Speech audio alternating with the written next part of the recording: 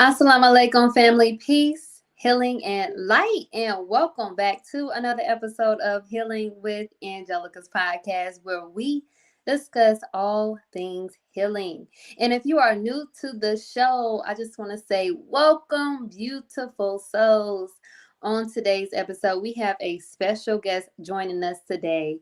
Our brother, student minister of the Honorable Minister Louis Farrakhan, author, activist, mentor, and entrepreneur, is back again.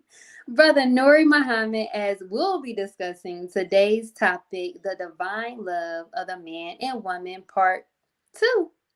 Assalamu alaikum, Brother Nuri. Thank you so much for joining me again. How are you? Wa alaikum salam, Sister Angelica. I'm fine by Allah's grace, doing better than I deserve to be doing, and happy to be able to share space and time with you and the wonderful audience that you have on this platform. Yes, praise be to Allah. Again, it is a pleasure to have my brother back on the show again. Praise be to Allah.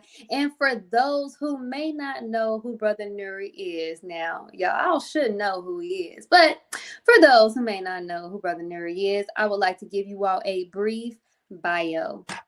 Oh, Lord. Brother Nuri is known for messages that have a balanced mix of inspiration and information, which has made him one of the most sought after speakers in the country, whether it is high school, church, college, prison, banquet, or conferences. His gift to collaborate scripture, science, and history in a user-friendly way has him delivering hundreds of messages a year in the United States and abroad. He is the author of now 7 books, right? Yes, yes. Author of now 7 books.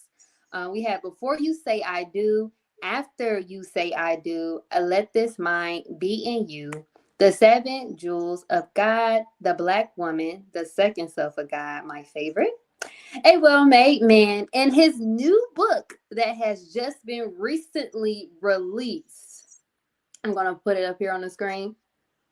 The Mathematics of the Mind, in which tomorrow at 7 p.m. Eastern on Closing the Gap, inshallah, Brother Nuri will speak more about it. yes, and 3 of his books, which are best sellers on Amazon Books. Excerpts of his speeches have been used in the songs of several major recording artists. Brother Nuri also released his own album titled The Black Excellence Manifesto, Value 1, a Rhythm of Truth project that mixed Brother Nuri's lecture excerpts with hip-hop and R&B artists laying tracks of 9 critical subjects of Black excellence. Nuri Muhammad has appeared on The Breakfast Club with Charlamagne the God, DJ Envy, Angela Yee, The Daily Show with Trevor Noah, Revolt TV, Vlad TV with DJ Vlad, Ebro in the morning on Hot 97, and the Joe Budden Podcast. In addition to the national and international contribution he makes, Brother Nuri takes great pride in being the student minister of Muhammad Mosque number 74 in Indianapolis. This state of the art facility is in which houses the mosque, classrooms, and 2 restaurants, Eat to Live Cafe and Always Being. It is affectionately called the Miracle on 38th Street because it was purchased by young Black people, designed by Black architects, and renovated by all Black construction. The multi-million-dollar complex is owned by the mosque number 74 community, completely debt-free. Our praises due to Allah, Brother Nuri. Now let's get started on today's episode, The Divine Love of the Man and Woman, part 2. And please, don't let me be the only one asking questions. Please do not hesitate to put any questions you may have for our special guest, Brother Nuri Muhammad, in the comment box below. Inshallah, I will strive to get to all of the questions. So, Brother Nuri, I am very excited to be discussing this well-needed topic because differences, since you've been away, Brother Nuri, differences have been raging between men and women relationships. Yeah. However, today you are in the right space and time, audience, because our good brother Nuri, will shine some light on this topic today. So, in an interview that you did with Breakfast Club, Brother Nuri, you stated the most important decision you would ever make in your life after choosing to believe in God is a mate you choose to spend the rest of your life with. Woo! And that brings me to my first question for you, Brother Nuri. Why is choosing the right mate one of the most important decisions one makes in life? Well, as I finished, when you finished that statement, I said, for the mates you choose will either inspire you to grow into your greatness or they'll confine you to complacency. Mm-hmm. They will either be your other half or they'll make you half of yourself. The minister, he said it like this, that a good relationship brings out the best in you and makes you more youthful, while a bad relationship will bring out the worst in you and cause you to age prematurely. So when you unpack that revelation that God gave through to the minister, he's telling you that if you get into the wrong relationship, if you plant your love in the wrong soil, just like whatever is in the soil, the toxins, the chemicals, or the nutrients, whatever's in the soil will integrate with the seed. And when the product of that seed grows, it will have the nature of both the soil and itself. Well, so it is whenever you plant your love in the wrong place, whatever that person is that you are with, you're going to become part of them and they're going to become part of you. So if you don't choose wisely, you'll find yourself getting old in a young body. You'll find yourself manifesting the worst parts of yourself. But if you make the right choice, you'll find yourself getting more youthful and the best of you will be brought forth. So that is an observation that the minister has made and that God made to give him that statement of the way male and female relationships have gone on our planet for trillions of years. That's the positive and the negative side of choosing your mate. Praise be to Allah. Praise be to Allah. I love that. Now, what role does communication? I think this is very important as when we think about relationship problems, it really lacks, we have a lack of communication. So what role does communication and understanding play in fostering healthy relationship between men and women? The high percentage of what causes the breakup in relationships is rooted in poor communication. The minister put it into the high 80% of all problems. He either said 80 or 90% of all the problems we're having in relationships come from poor communication. Mm-hmm. So, you know, when you're married or whenever you are civilized, two grown, mature, civilized people that love, like, or respect each other, they should not argue with each other. They should have discussions. Mm. And there's a difference between an argument and a discussion. Our argument is when two people go back and forth to find out who is right. But a discussion is when two people go back and forth with one another in a calm, civil manner to figure out what is right. And when you find out that whether male or female, whether I started it or you started it, when the truth is there, everybody has to lower their wing to that truth. So we have a bad habit, and I always tell a story whenever we had a lot of employees in the mosque because we have so much going on.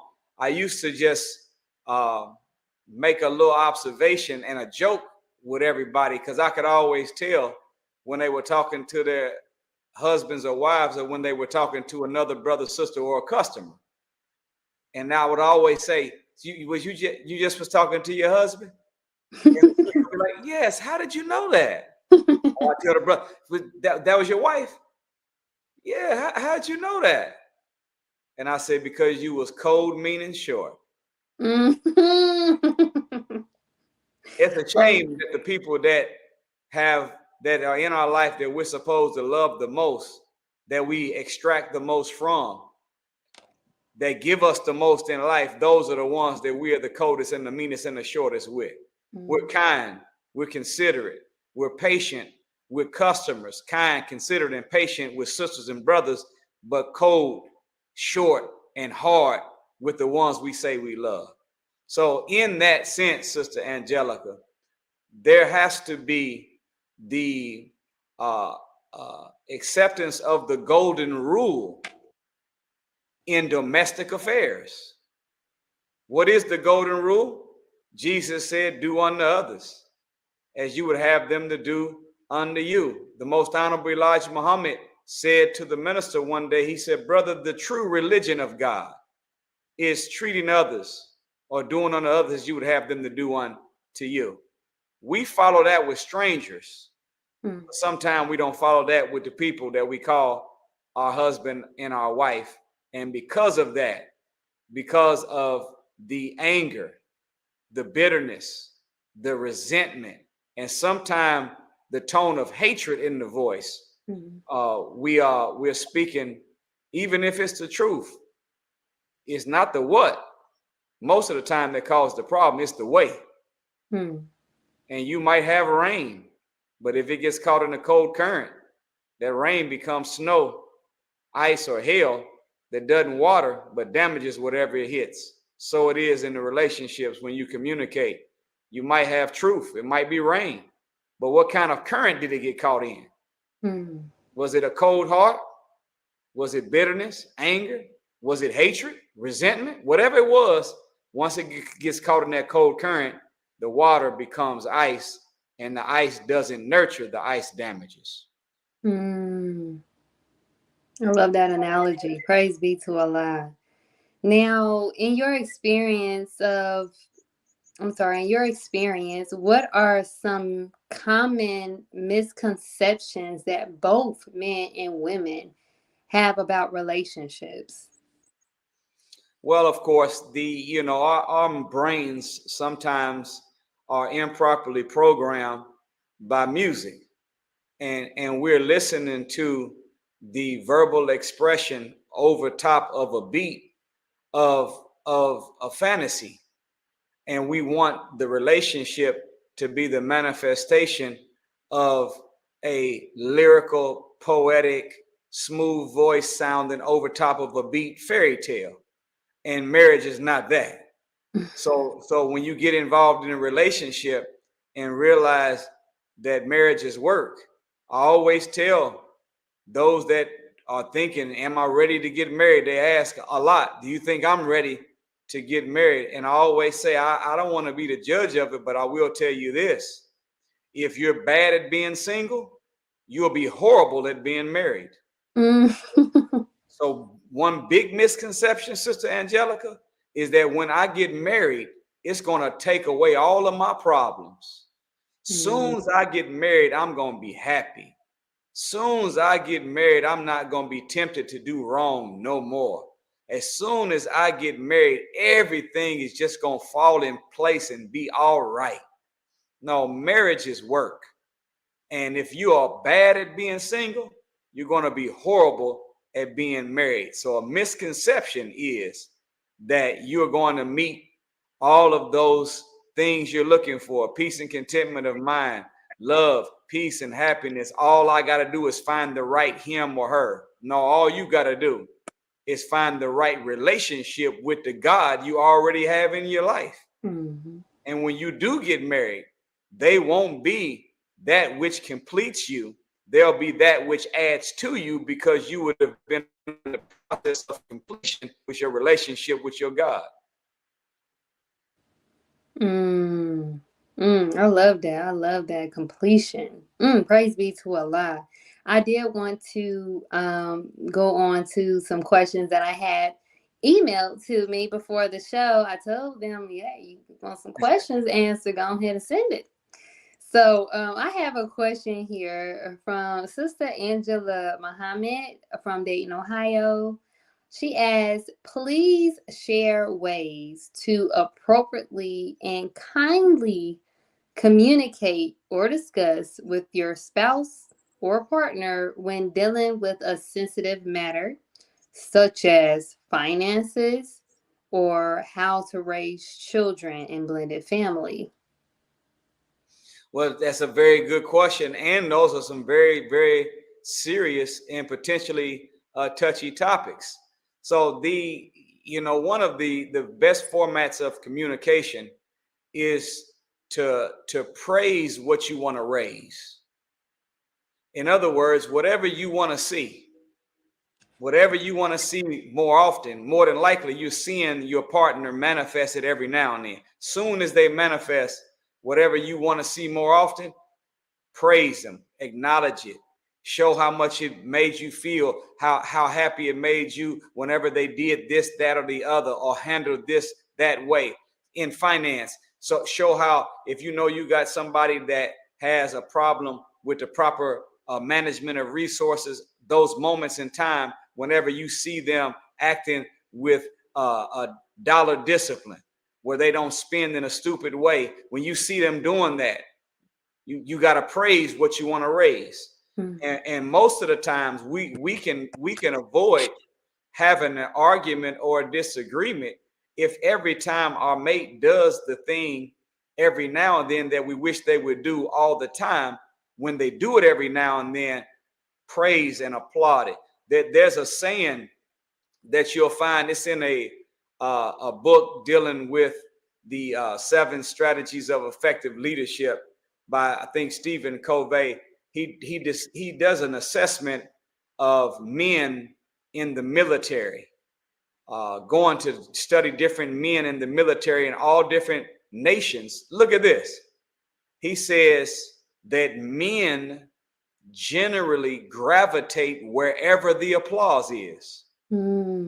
So as a woman, if you want to see your man manifest certain qualities more often, anytime you find him doing them, you got to give him some applause, because men naturally gravitate wherever the applause is. So that's one way. Praise what you want to raise. And of course, sometimes you have to sit down and have a non-distracted, serious conversation. So you plan it. Honey, do you think we can have some time where we can sit down and have a serious discussion on how we can employ some strategies, tactics, and maneuvers to be a good team and more effective at this blended family situation or at this money management issue? And then when you sit down at the table, sane, sober, non-distracted, nobody scrolling through their phone, nobody answering their phone, nobody looking down, texting while they're talking, just me and you, and we are developing strategies. And then all the time that you're hearing an idea from them, you're doing what? Praising what you want. That's a good idea. I'm gonna write that down. Then whenever you say something, guess what he's gonna do? Oh, that's a good idea. I'm gonna write that down. Okay, so what do we come up with? This is our strategy. We said this, that, and that will work. And we need to stop doing this, that, and the other. I need to stop doing that. You need to, okay, we agree.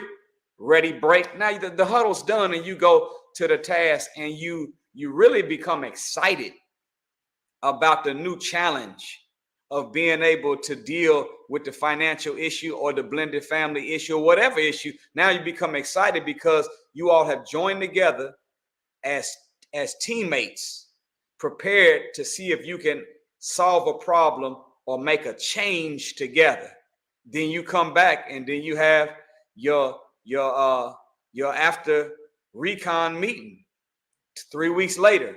We've been working on strategy. Have you noticed so forth? Yes, I have. So forth. Is there anything else you think we should do? Let's try so forth and so. And then it ends up becoming an expression of joy, and you like winning together, not going back and forth with each other on which person's strategy is best. You put your heads together, come up with best practices, make an agreement, put your hand in the huddle, call on Allah, step out there to make the change in unity. Yes, yes, that teamwork. Teamwork make the dream work. Teamwork makes the dream work. Yes, yes. Praise be to Allah. That actually takes me to my next question because it seems like we're having a little bit of issue with the teamwork here, Brother Nuri. So I just want to know, what are your thoughts on the division between men and women when it comes to relationships? Well, there is, as you just said, there seems to be a social trend where it is man versus woman. But the question is, when you see any conflict or disagreement, question you want to raise to find out the origin of it is who benefits the most from it. So when you look at the destruction of the Black family, our enemies are the ones that benefit from that. This has always been a part of the modus operandi of the slave traders, slave makers, and the slave masters.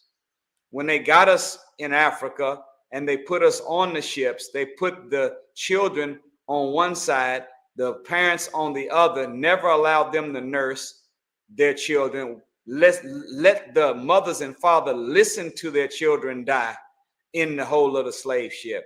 We got to America, made slaves. They didn't allow us to marry one another. It was against the law to marry. This is where the jump in the broom stuff comes from. It was against the law to marry, but it wasn't against the law to sweep master's porch. So if a man and woman had love or feelings for each other, they would sneak and have a ceremony by jumping over the broom and then getting back to work. It was against the law. They breeded us, made men that were strong bucks mate with women of another plantation that happened to be fertile at the moment. They didn't let them get to know each other, love each other. They threw them inside of horse stables like animals and made them have sexual intercourse, not to produce a son or daughter that the two were going to raise, but to produce a new slave for the plantation.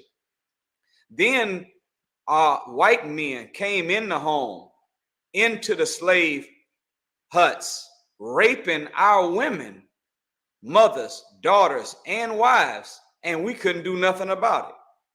So you look at the mathematics, it's always been the goal and aim of the enemy to destroy the relationship of the Black man and Black woman together, because they knew then and know now that the real power base of the Black nation is the Black family.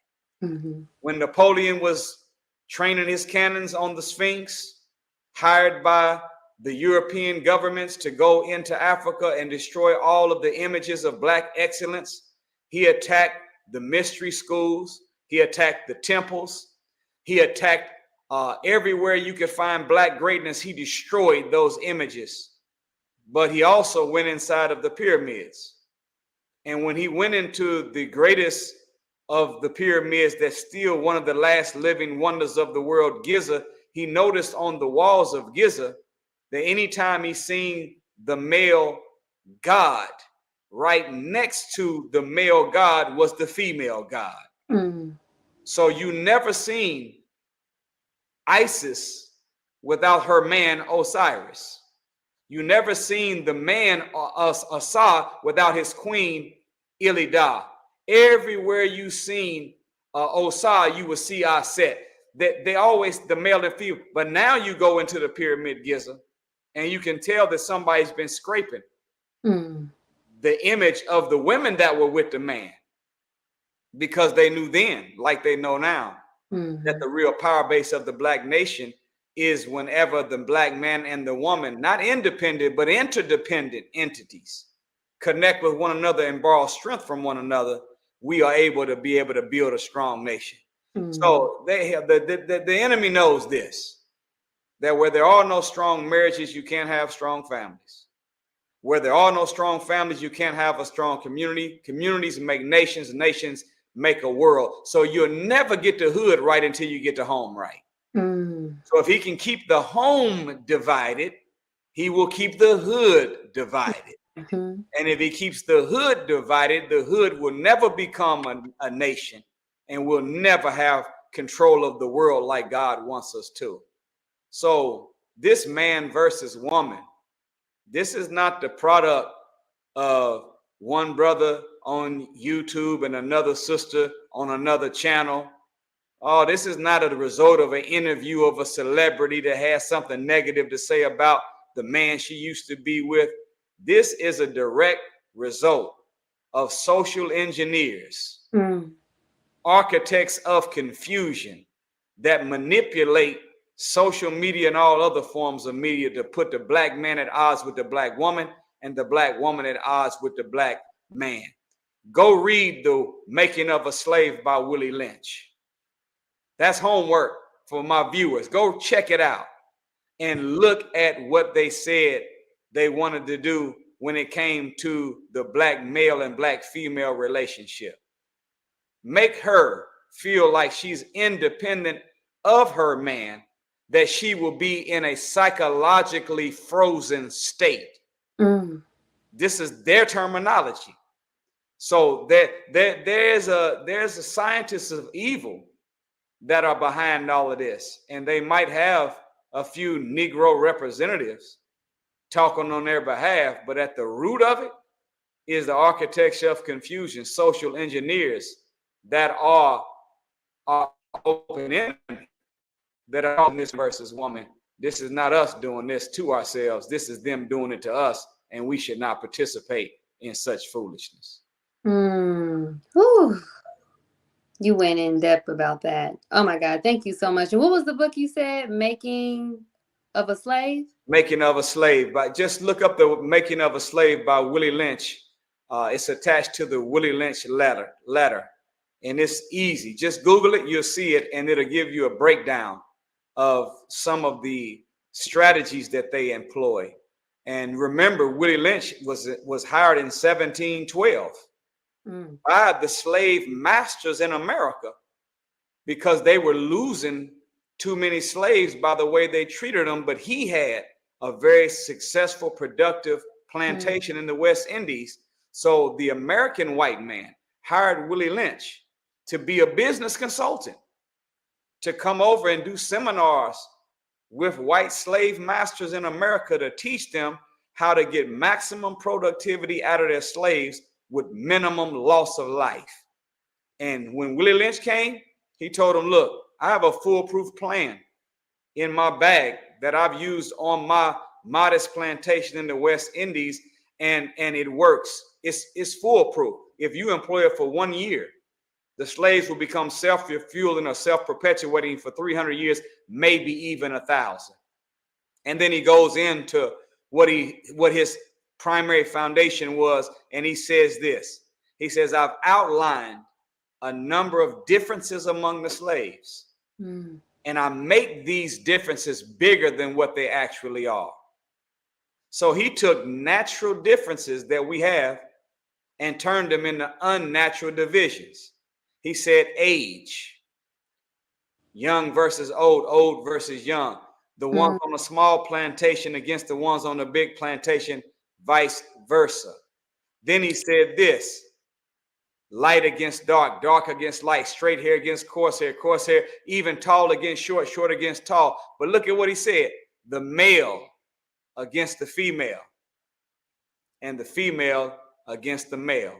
And then he breaks down the strategy of making the woman feel strong and making the man feel weak, that he could turn us upside down and inside out.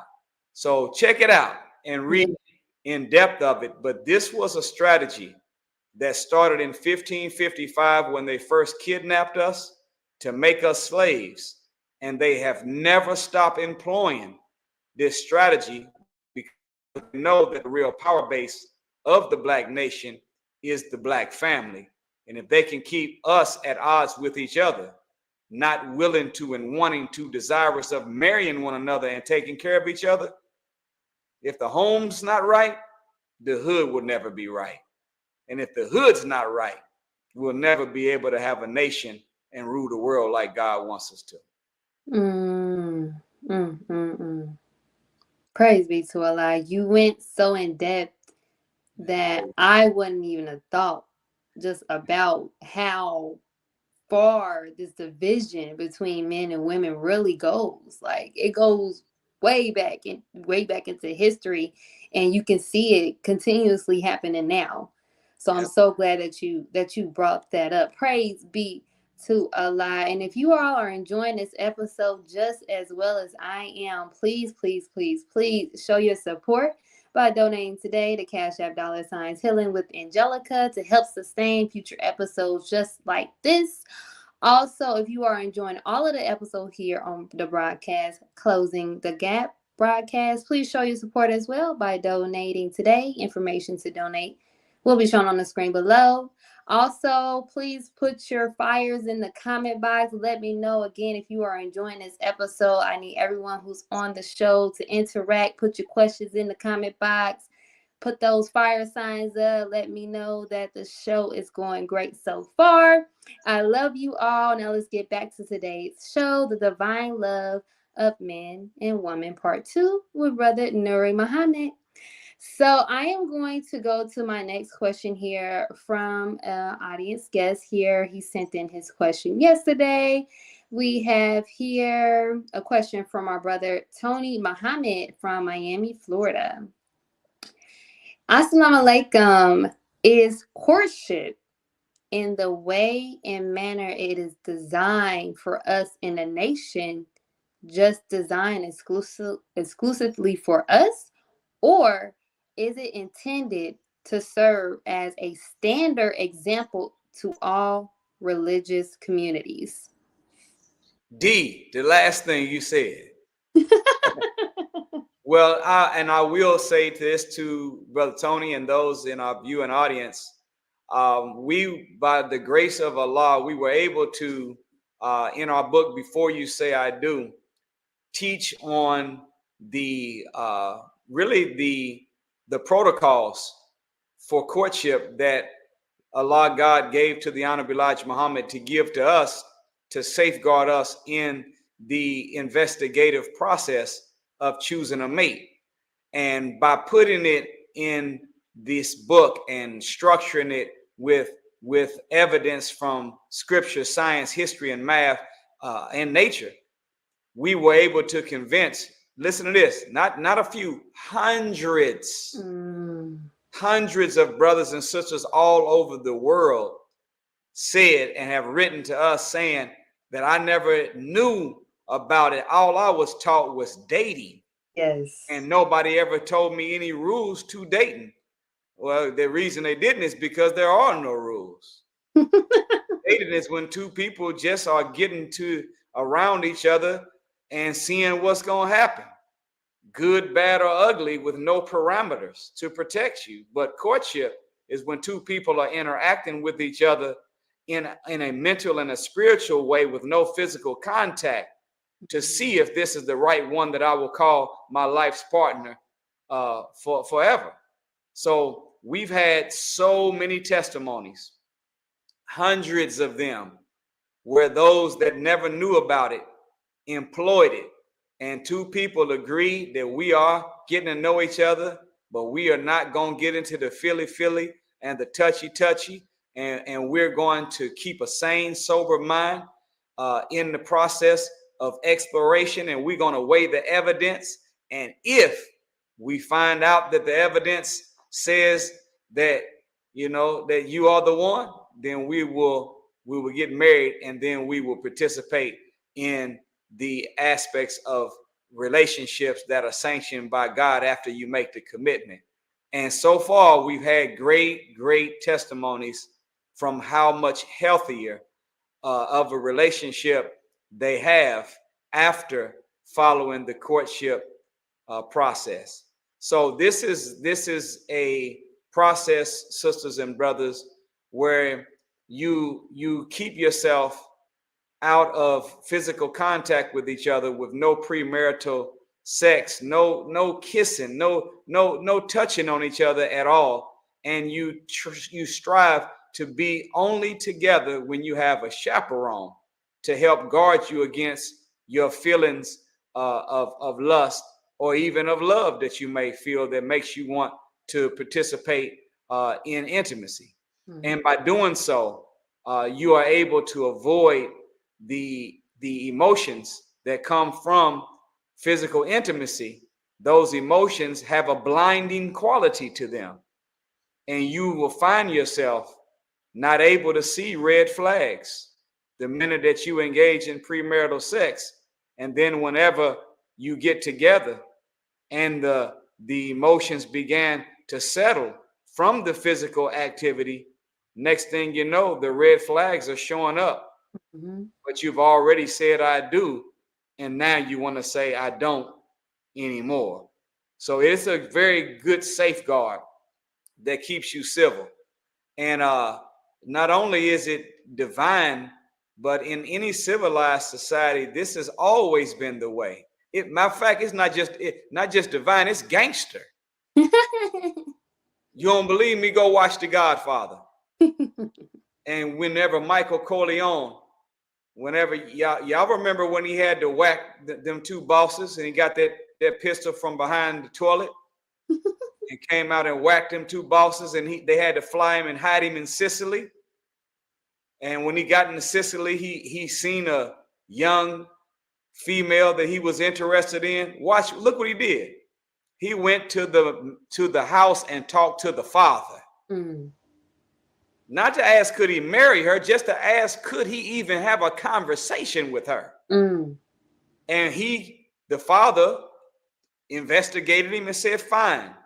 Next thing you know, you see him and the female he's interested in, they're walking out in the middle of Sicily, outside broad daylight, and then the camera pans up and you look about 20 feet away, and it's her uncle, her brothers, all the male members of the family. They walking real close by while he's out there getting to know her.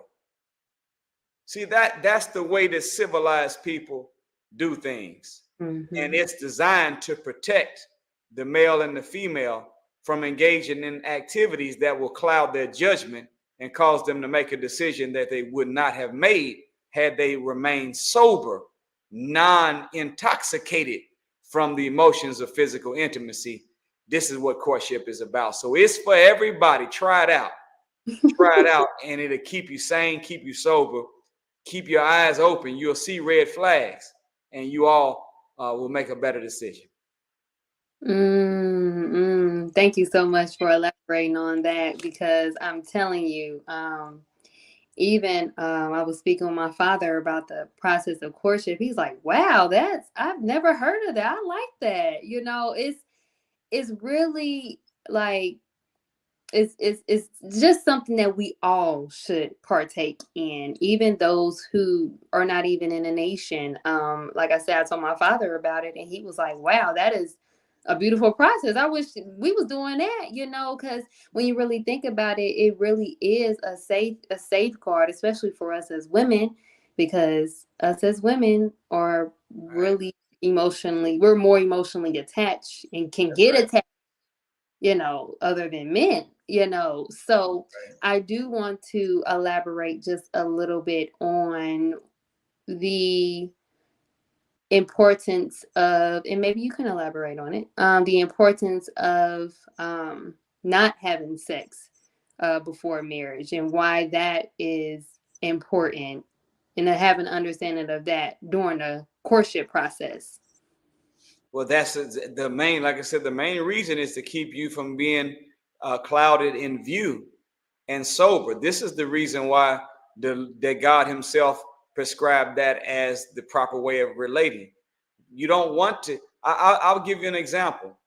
There was a couple that, one of the first couples that I ever married, I may have only been 19 or 20 when I married them, and they were also very young. Mm-hmm.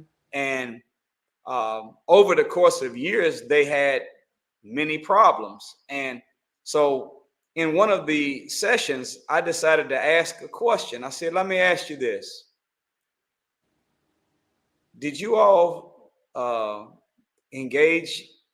Was you all physically with each other before you got married? And both of them said yes. Then I asked this, Sister Angelica. I said, let me ask you this. Do you think that had you all not already committed the act of intimacy, do you think that you all still would have gotten married to each other? One of them said no, and the other one said yes. Mm. The sister said yes. The brother said no. So now you have somebody that has made the biggest life decision after choosing to believe in God out of guilt, not out of love. Mm. And as a result, the two did not make it. 4 children later, they did not make it. So look at the damage that is done to the woman that has been held hostage for all those years in a relationship. Look at the damage that is done now to the children who have been absent their father and the optimal family structure that will give them a platform to be the best that they can be with the minimum amount of stress of life. See, all of those are the side effects of not doing it right. So you and I should want, to bring God with us in our relationship. In fact, marriage, the synonyms for marriage are holy matrimony, a covenant connection, and a sacred union. These are all divine and spiritual terms. If they're divine and spiritual terms and marriage is a divine and spiritual process, don't you want God to come with you when you start it? So you don't want to get involved in activities that are a violation of the law, statutes, and rules of God, and then start a relationship and you're not for sure whether God is with you or not. Why not say, you know what? I'm not going to commit no fornication. I'm going to abstain because this is the way that God wants it to be. And if I do so, I can go into this with more confidence that it's God coming with me, because marriage is not a 2-party system. Marriage is a 3-party system. It's you, your mate, and God himself. And it's really structured in a triangle. Yes. You and your mate are down here on these 2 ends. And you don't get closer to each other by moving down the bottom line. You get closer to each other by going up into striving to become one with your God. And as long as you live your life striving to be pleasing to the God as a man and as a woman, you don't have to put any energy getting close to each other. You're going to naturally get close to each other the closer you get to God in unity. So that kind of mathematics, and that's what the courtship does. That's why premarital sex is dangerous, because it has the potential to edge God out of the equation when you start this most complicated relationship of commitment. We should want to go into the complications of commitment with the wisdom of God and the presence of God as much as possible. And to do so, we can do it better whenever we go into it following his laws and rules. And that's no premarital sex. Ooh, beautiful, beautiful demonstration. I love that. Praise be to Allah. Yes. So I also, as we were talking about this part, I also thought about those relationships that actually have already started, and things already done transpired as far as sex, I guess. Is it possible to make that work out?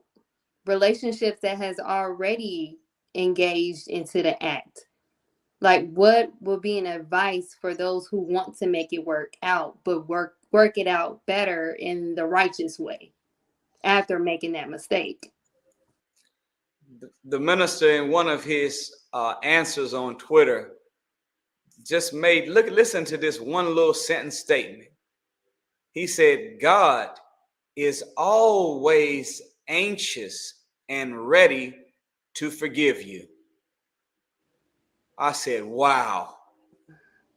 So all you have to do is ask for forgiveness. And then, of course, you know, in Islam, we don't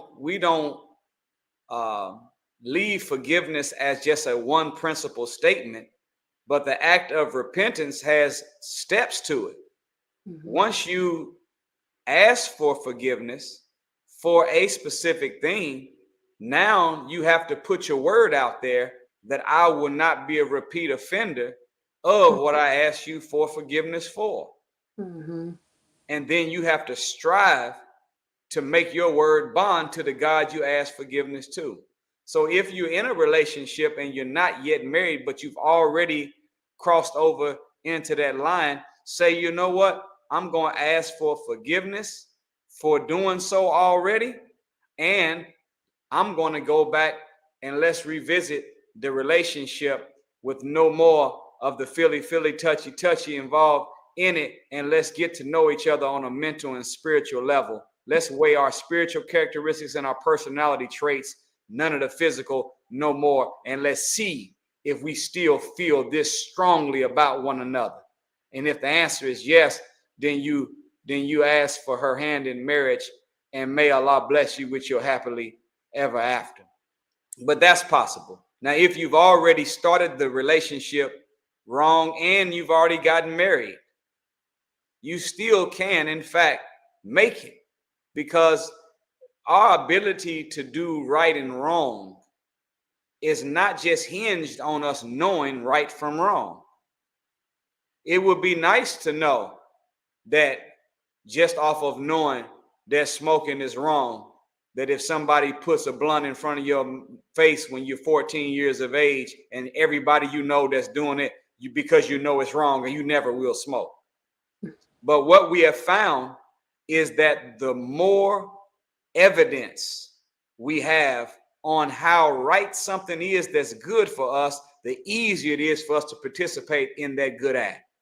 And the more evidence we have on how destructive something is that's wrong to us, the more strength we have to resist that temptation. So our why power really feeds our willpower. The more wise you know about something being wrong, the easier it is for you to resist it. So even if you came and started the relationship, you already did that, and you all are already married, it is true that the law under which a thing comes into existence gives that thing its nature. But you too, after starting off wrong, you can make it right, because there's some other things that you can do in the relationship to pull the weeds from that have been planted in the relationship wrong from the beginning. And you can sprinkle some divine fertilizer on it and make your love grow in a true and proper way. And that you can find a lot of those things in the way you treat each other, the kindness you have, the love you have, the joy you have, and in keeping yourself civil and respectful in your acts of intimacy with one another will help feed the God and the pure and the right, and not the bestiality and the freakishness in your relationship. And you'll have a healthy respect for each other, and things can go to that same point that it would if you started off right. Happily ever after will be yours as well. So we've all made mistakes, but the God is very anxious and willing to forgive us. We just got to ask for it and strive not to be a repeat offender of whatever we ask forgiveness for, and move on with more evidence on how destructive something wrong is, so we have more why power that gives us some willpower. And if we do so, we'll be all right, and the God can restart, refresh, renew, reset, resurrect, reconcile, and restore the relationship like it started off perfect and proper, and you will have a great relationship. Yes, praise be to Allah. You guys hear that? You can make it work out. It's not over. That's So right. praise That's be right. to Allah. Yes. So we are getting towards the end of the show. I see I have a question here from one of the audience here. And if you guys are enjoying the show, please put the fire in the comment box. I need some interaction. So put the fire in the comment box. Praise be to Allah. So I see we have a question here from Raymond Ellis. I think we kind of elaborated on that earlier in the show, but I think this is kind of more in depth. We have excellent deliberative dialogue, brother Nuri. Is it safe to say that our troubled Black male and female relationships started beyond our makeup of the so-called white man? I can't say that for certain, but we do know that the Honorable Minister Louis Farrakhan, as he taught us in several messages, but in specific a message that he did call The Origin of the White Race at a Savior's Day one year in the 90s. He made this principal statement that is known in physics. He said, you can't get out of a thing what's not already in it. So if the Caucasian came from us, whatever's in him was also present in us. The difference, though, whenever it was in us in the form of what we are taught known as the brown germ. The Quran says it like this: every soul comes with it a driver and a witness. A witness is the unseen force in man that inclines us to good, while the driver is the unseen force in man that inclines us to evil. That's another way of saying black and brown germ. In Far East, they'll call it the yin and the yang. Among the Native Americans, they'll tell you that they'll call it, among the Navajos, they call it the good wolf and the bad wolf.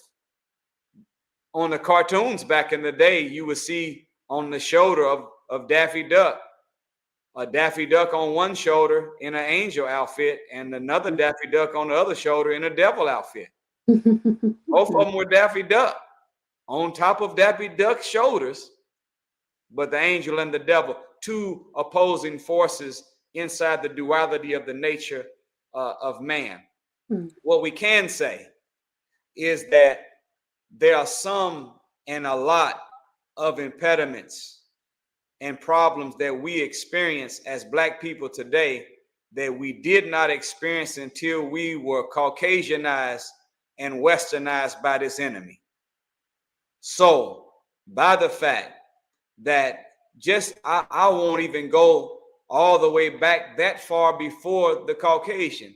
Do you know that there was a group of people that did a observation of the marital status of Black people in America 2 years up from slavery in 1867? It's called the McKinley-Irvin Family Law Study. And they went back to look at the marriages among Black people and the success ratio. And they found that 2 years up from slavery, 9 out of 10 of all Black adults that were eligible to be married were married. 9 out of 10, with a nearly 100% success ratio, meaning that 90% of us that were adults were married to each other, and we all made it to death do us part. Now you come to the modern time. Only 1 out of 4 of the Black marriages that exist right now are going to make it, because we have a 75% divorce rate. And only 4 out of 10 that could be married actually are married. So when you take that math, if only 4 out of 10 are married and 3 of them aren't going to make it, only 1 out of 10 is going to make it till death do us part. That is today's stats. You don't even have to go back beyond Caucasian. This is fresh out of slavery. We still had a near 100% success ratio with 90% of us being married. So I have never heard it taught on or explained about any domestic problems or marital issues we had before we were Caucasianized and Westernized. Not to say that there weren't some, but I have never read about them. But I will say this, that if we can just go back to 1867 and see a 90% marriage ratio with a nearly 100% success, it's a strong possibility and probability that we were getting along well with each other before the enemy was brought on the scene and we began to adopt his lifestyle, or what we should call a death style. So I can't say for sure, but by my own inference, deduction, and reasoning, if we were doing that good in 1867, we probably was doing even better than that. Yes. Trillions of years ago, before we ever got contaminated by a satanic culture that came from the making of this Caucasian. Praise be to Allah. Hope that helps out, my brother Raymond. Yes. I think you definitely went in depth about that and answered that perfectly, actually. Praise be to Allah. Now, see, I knew y'all was gonna do that. Y'all gonna send in all these questions before we end the show. Why would I? So, if you don't mind, I have two questions for the guests from our audience, and yeah. So we have a question here from Brother Samuel X. Clark. He asks, what do those who have been through, I guess, trauma or of misreading a relationship, marriage, and it fails not to bring the baggage into a new relationship and be made whole again? Did you understand that? I hope you did. I think so. I think I do. I want to just suggest to us this. Make sure you are single before you try to get married. And single does not mean that you live in your house by yourself, and as a woman, you don't have someone you call a husband, and as a man, you don't have someone that you live with that you call a wife. That's just one of the dimensions of being single. If you are single in your home, you're physically single, but you want to make sure you're also mentally single and single in your heart. So don't just be single in the house. You got to be single in your head and also single in your heart. What does it mean to not be single in your head?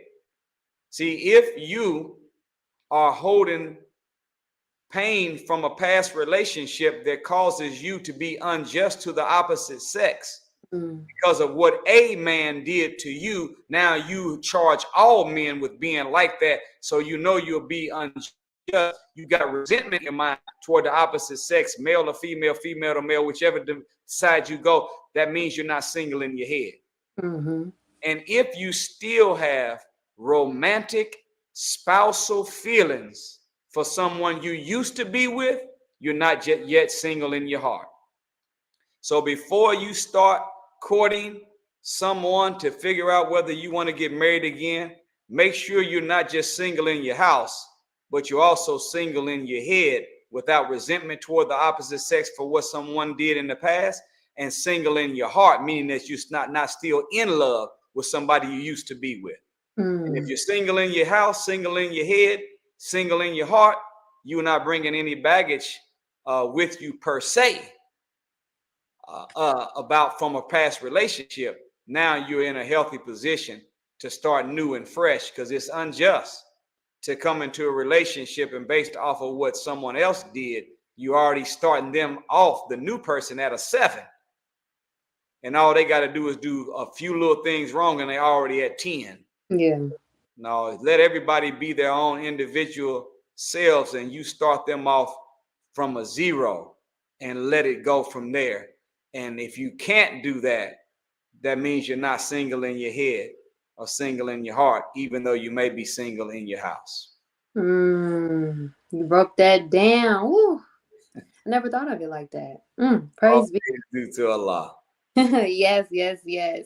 I have one more question here for you. Assalamu alaikum. We have here Brother Enoch Rahim. I hope I said it right. How do we bridge the widened gap between Black men and women? Well, the simple mathematics is just to know that, listen to the Holy Quran. Allah says that He placed between the male and the female love and compassion for one another. So if God himself placed between the male and the female love and compassion, if you are a female and have anything different than that for a male, or male and you have something different than that for the female, whose mind are you operating under? It's not the mind of Allah. You're not living in accord with nature.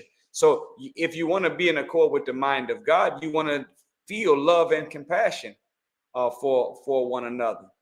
And remember this, the Honorable Minister Louis Farrakhan said that the greatest reward for a good man is a good woman. And the greatest reward for a good woman is a good man. The minister of the Most Honorable Elijah Muhammad said this. He said, there is no heaven for the black man except that is found in a black woman. So if you want heaven, you have to have a good relationship with your mate. If you want to live in accord with and be operating from the mind of God, you should have love and compassion as a black woman for black men. And you should have love and compassion as a black man for black women. And if you do, then you will be able to tap into that mind of God and find that one that will help you to live in heaven on earth. So that is the simple formula. And of course, you have to, when you reach a certain level of maturity, you have to make the conscious choice to unlearn behavior that has you not liking yourself or has you not being what you know you could be, and start to relearn or learn behavior and thoughts and ideas and wisdom that will make you as you want to be. So if you've been raised as a man with an unhealthy view of women, you need to unlearn and deprogram yourself from the disrespect of women, and make sure you do nothing to feed the improper, inappropriate, and the lies about women that you've been fed growing up. So there should be no music that's playing in your headphones that calls women out of their name. There should be no program you're watching that takes pride in seeing women stripped down, disrespected, stripping, prostituting, or called out of their name. And the minute that you stop feeding your mind through your ears and through your eyes information that is against the description God gave of that woman, and you start feeding your mind wisdom about the value of the woman, you will deprogram yourself, unlearn behavior that has you thinking negative about your woman, and you will begin to be, as the Honorable Elijah Muhammad said, someone that will respect and protect the black woman. Next thing you know, you'll start asking yourself, how would I want another man to treat my mother? How would I want another man to treat my daughter? And then you would say, whatever I want a man to do for my mother or my daughter, that's what I'm going to do for this other woman. Because after all, she is somebody's daughter and one day may be somebody's mother. So I'm going to treat them the way I want someone to treat my mother or my daughter. And if you do that, brother, you'll have such a healthy respect for women, and you will be able to extract from the mate you call your wife the heaven that Allah put in her for you if you handle her in that way.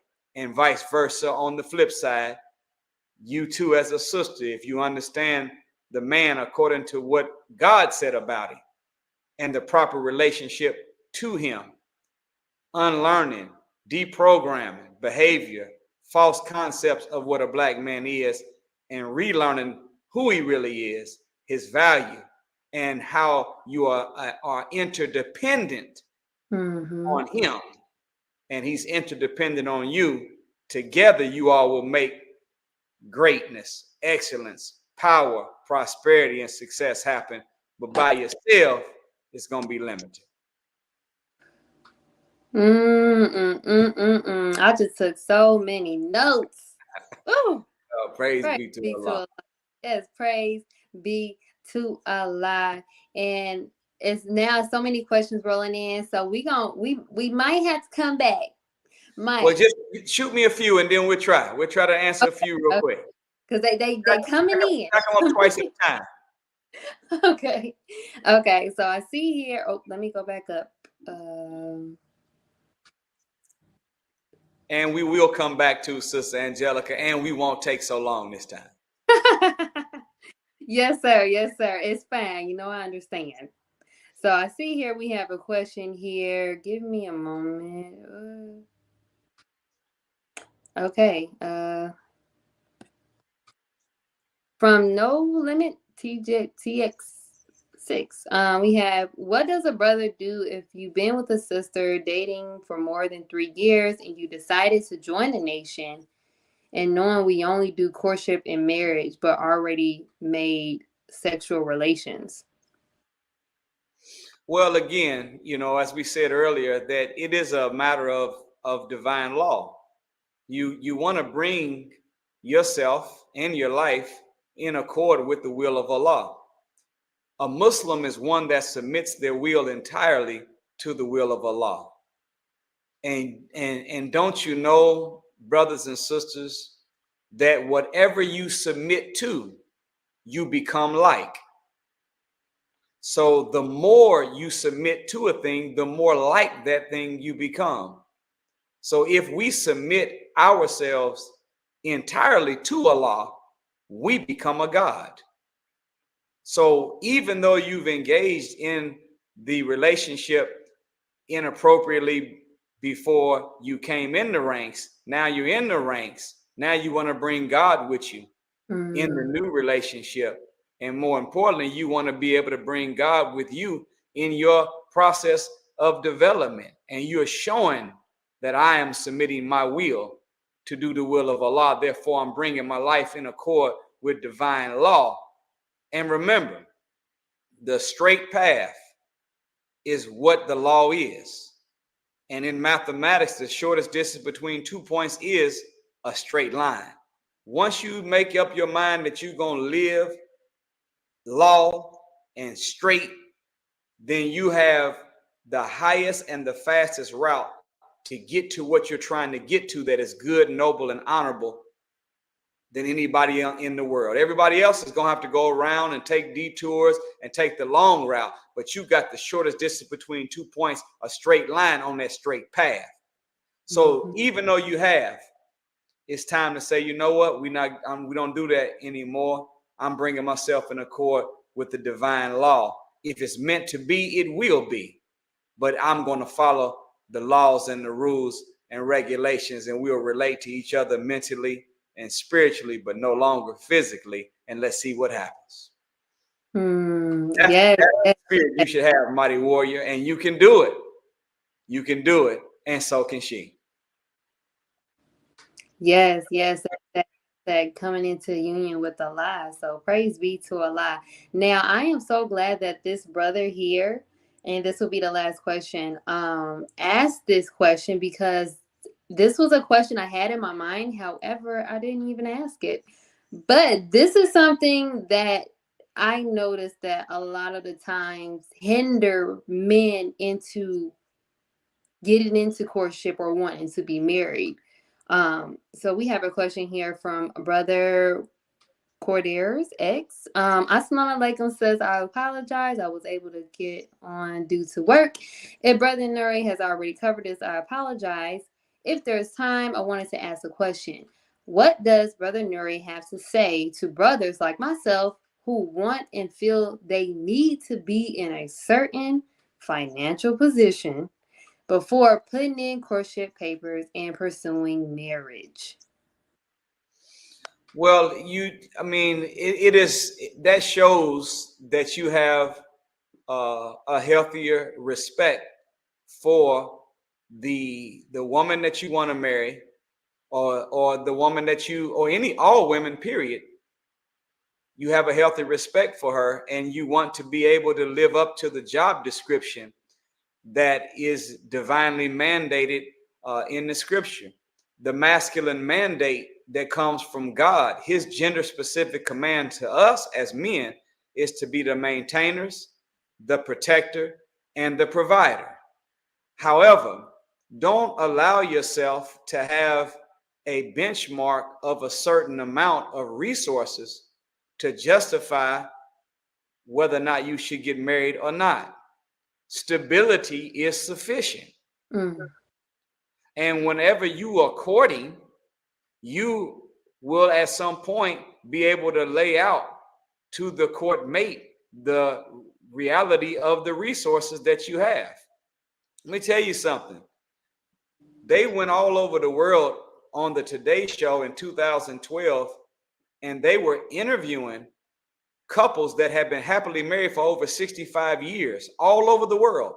And they were looking for the longevity ingredient. What is it that had these couples happily married for over 65 years? And they still held hands and laughed and loved each other. And I'm going to tell you this. The longevity ingredient was not finances. It was friendship. It was friendship. So whenever you are in a relationship with someone that you don't just love, but you also like, they're not just your partner, but they also are your friend. Friendship don't require money. Friendship just requires love, affinity, affection. You lift my spirit, I'll lift your spirit. You make me laugh, I'll make you laugh. We make each other happy. We'll get the money later on. But so don't stop yourself because you don't have a certain amount of resources. You do want to be stable. You do want to have the ability to at least care for yourself in an organized way before you invite other people into your life. So if you've got some stability and you all can agree with the resources that you have, that maybe she will work a little while, you won't have children for a certain amount of time, etc. You all make the agreement.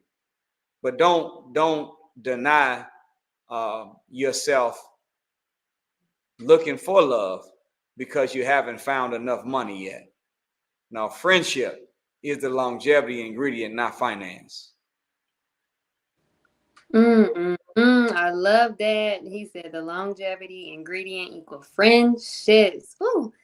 Praise be to Allah. I love that. Oh my gosh, Brother Nuri. Woo. I took so many notes. I like to take notes while I'm listening because this is like my little time too to get a little therapy in. So I took a lot of notes and I am so grateful, Brother Nuri. And if you guys enjoyed the show, put your fires in the comment box as we are about to end the show. I just want to say thank you. All praises to Allah, Brother Nuri. Thank you so much for joining me again to discuss this amazing topic, the divine love of the man and woman, part 2. I would also like to thank my amazing audience and Healing Tribe for joining us today. I pray that this episode was informative, valuable, and healing for you all. Also, be sure to share, like, follow, and subscribe so you don't miss out on any upcoming episodes on any of your favorite podcast station. Closing the Gap broadcast on Facebook, CTG broadcast on YouTube, and Healing with Angelica podcast on Facebook and YouTube to help spread the message of healing to those in need.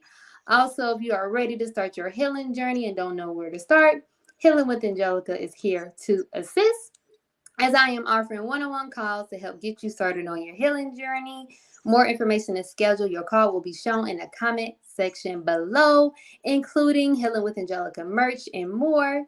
Also, just a friendly reminder, please, any purchases that you make is to help to sustain and support Healing with Angelica. So please keep that in mind, as inshallah, I am planning to expand.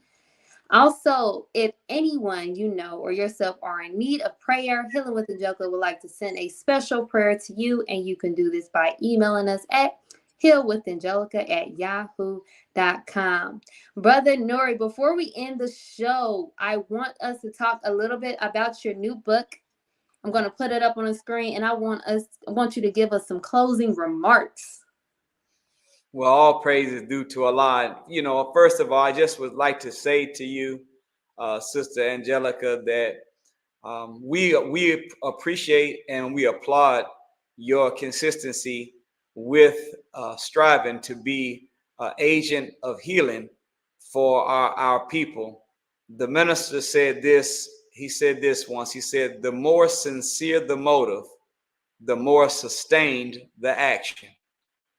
And for you to be committed to healing and to having your program this long is a sign that there's a sincere motive in your heart to want to help others. And you'll find, Sister Angelica and others, the more that you do for the people of God, the more the God will do for you as a person. Work to help your people and watch the God work out to help you. So thank you, Sister Angelica, for doing so. I am so pleased to announce that this latest book, that I will have to say that it's probably my favorite of all, I broke down crying in the editing process, thinking about how valuable this book, The Mathematics of the Mind, will be to our people moving forward after they read the book. It broke me down. And I am pleased to announce that I received a message from Amazon where they told me that we were the #1 new release on Amazon for February all over the world. By the grace of Allah. And I was so touched to see that the ratio of males and females were real close to the same in percentages of those who purchased the book, and even deeply touched that the age group that purchased the book the most was 25, 26, 23. That young brother and sister was the ones that purchased the book more than anybody else. So you should get it. And it is, for the lack of a better word, it is in truth, it is a 33 chapter expose on the power of the mind and how to unlock that power and put it in the service where you can defeat depression, lose weight, make more money, become a better husband, better father, better savior, whatever you're trying to do. I promise you, if you take it and apply the principles of it, it will have you levitating over life's challenges and tapping into unlimited progress for yourself and those that are in your life. So I hope you will get it. It is a great read from the feedback from many that have already got it, and I hope you will get yours too on NuriMuhammad.com and give us some feedback. Make a review of it. We need your help. Go on after you buy it and read it. Go back and review it, because you know our people are sheeple. I said our people are sheeple. They go wherever the crowd goes, and you know I do the same thing too. Every time I'm going to buy something online, the first thing I want to do is see how many stars it has, and then how many people gave it them stars. And the more people gave the stars to, and the more star rating it has, the more likely I am to buy that product. Well, if you want to see our people get access to the teachings in a very user-friendly way, then give us some good stars, give us some reviews, so that when they go and click on it and say, you know what, I think I am going to get this book. And by the grace of Allah, it will help change their lives. So I hope you will tap into it and get it as a gift for a young brother or a young sister in your life. The reason I cry, Sister Angelica, is because I was thinking about what would have happened to me if I had got this book when I was 16 or 17 years old. Imagine if I could have just known this then, how much faster I could have become me now. Yes. And I think that it will do the same for all of us if you want to get it and tap into it. The Mathematics of the Mind is available on NuriMuhammad.com. Get it for yourself, get it for somebody else. Oh my God, so beautiful. And I can tell that this is one of your favorites. Oh my gosh. It's already. Get the book, y'all. Please get the book. That's right. Go ahead, Sister Angelica. That's right. Yeah, get the book. I got mine signed, so That's right. That's right. That's right. praise be to Allah, Brother Nuri. Oh my gosh. This was such a beautiful show. Again, I just want to say thank you so much for joining me again to discuss this beautiful topic. Inshallah, we will come back soon. And Soon. yes, Not sir. even a whole month from now. Let's do it in less than 30 days. Yes, Put my sir. word out there. Put my word out there. Let's make it happen, Sister Angelica. Great. Yes, sir. Yes, sir. Praise be to Allah. Well, I love you all. Thank you all for joining us today. And we leave you all as we came. Assalamu alaikum. Peace, healing, and light.